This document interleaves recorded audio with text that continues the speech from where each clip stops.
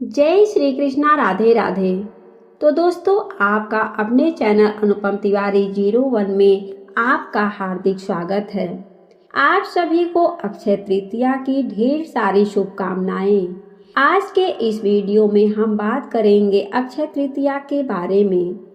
आप जानेंगे कि किस प्रकार से अक्षय तृतीया के दिन माता लक्ष्मी की पूजा आराधना करनी चाहिए, जिससे कि माता लक्ष्मी सदैव हमारे घर में विराजमान रहें।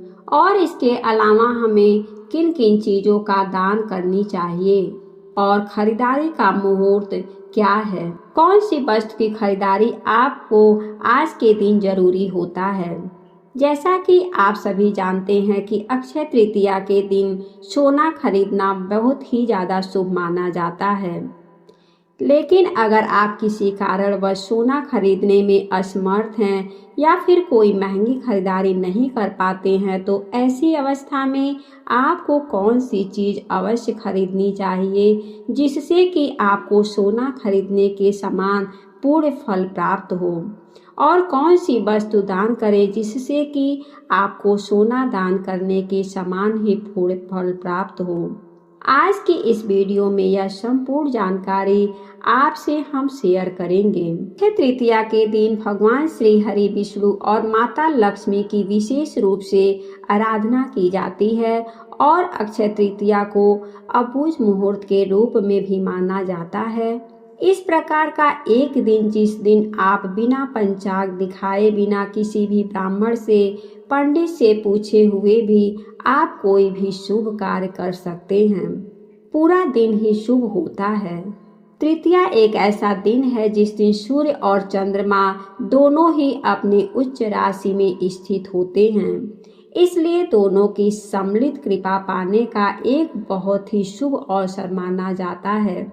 यह अक्षय तृतीया, जैसा कि नाम से ही पता चलता है, कि जिसका क्षय ना हो, अर्थात जो भी हम आज कार्य करते हैं, जो भी मंत्र पूजा पाठ करते हैं, दान धर्म करते हैं, किसी की मदद या उपकार करते हैं, तो कि आज हम जो भी चीज़ करते हैं, शुभ कर्म करते हैं, उसका क्षय न हो, वो अविनाशी हो। अक्षय तृतीया के दिन गलती से भी कोई गलती ना हो, इस बात का भी हमें पूरा प्रयास करनी चाहिए।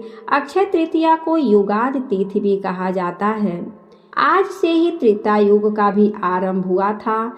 अक्षय तृतीया के दिन बद्रीनाथ के कपाट भी खुलते हैं और सिर्फ आज ही के दिन यानी कि अक्षय तृतीया के दिन ही वृंदावन में भगवान बांके बिहारी जी के चरणों के दर्शन होते हैं।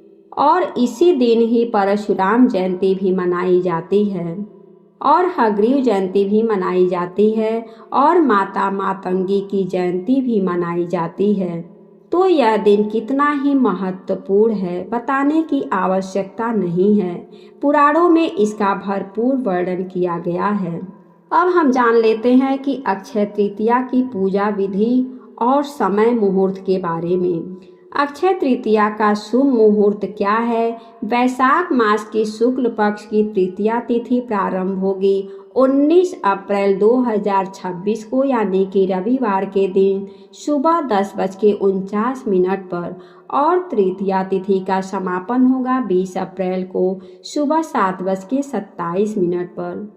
वैसे तो सूर्योदयकालीन तिथि तृतीया की हमें 20 अप्रैल को प्राप्त हो रही है, लेकिन पूरे दिन और रात्रि की तृतीया तिथि 19 अप्रैल को ही, जो कि 19 अप्रैल को सुबह 10:49 से प्रारंभ हो जाएगी और पूरे दिन रात रहेगी। तो ऐसे में 19 अप्रैल 2026 को यानी कि रविवार को ही अक्षय तृतीया मनाई जाएगी। 19 अप्रैल को सूर्य उदय काल का समय होगा 5:52 पर और सूर्यास्त का समय होगा शाम 6:49 पर। ब्रह्म मुहूर्त का समय रहेगा 4 बजे से 4:50 तक और अभिजीत मुहूर्त का समय 11:54 से दोपहर 12:47 तक रहेगा। कोई भी शुभ कार्य आप अभिजीत मुहूर्त में कर सकते हैं। राहु काल शाम को 5:52 से शाम 6:48 तक रहेगा। राहु काल में कोई भी शुभ कार्य प्रारंभ नहीं करनी चाहिए। राहु काल का ध्यान रखते हुए ही आपको खरीदारी करना है। जो लोग महंगी धातु नहीं खरीद पा रहे हैं तो ऐसे में चने की दाल, पीला सरसों, हल्दी भी खरीद सकते हैं, तो इसे सोना के समान ही माना जाता है। इसके अलावा आप पीतल का पात्र या जौ भी खरीद सकते हैं, ये भी बहुत शुभ माना जाता है। और दान में अगर हम स्वर्ण का दान नहीं कर पाते हैं तो मिट्टी के बर्तन में चने की दाल भर करके या फिर जौ भर करके किसी भी ब्राह्मण या पंडित को मंदिर में दान दे सकते हैं। यह जानकारी पसंद आई हो तो आप वीडियो को लाइक करके हमारे चैनल को सब्सक्राइब करें।